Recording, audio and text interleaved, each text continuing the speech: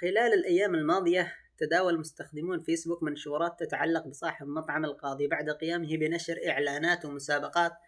وطرق تفاعل اعتبرها عدد من أبناء محافظة البيضاء غير مناسبة لطبيعة المجتمع، مما أثار الاستياء، وهو أن هذه الإعلانات بحسب ما تم تداوله تضمنت استهدافا مباشرا للنساء، مجموعات تواصل وتصوير، وأسلوبا لا يراعي خصوصية المجتمع المحافظ في البيضاء. وقد رأى كثيرا من أبناء المحافظة أن هذه الممارسات لا تتوافق مع عاداتهم وقيمهم الاجتماعية، وأن البيضاء مجتمع قبلي معروف بترابطه واحترامه للأعراف،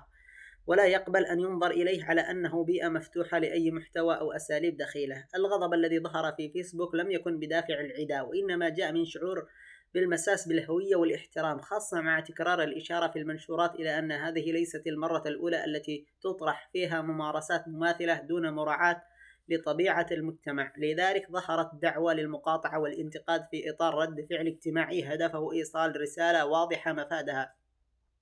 أن أي نشاط تجاري في البيضاء مرحب به ما دامه يحترم المجتمع وأعرافه، ويبتعد عن كل ما قد يفهم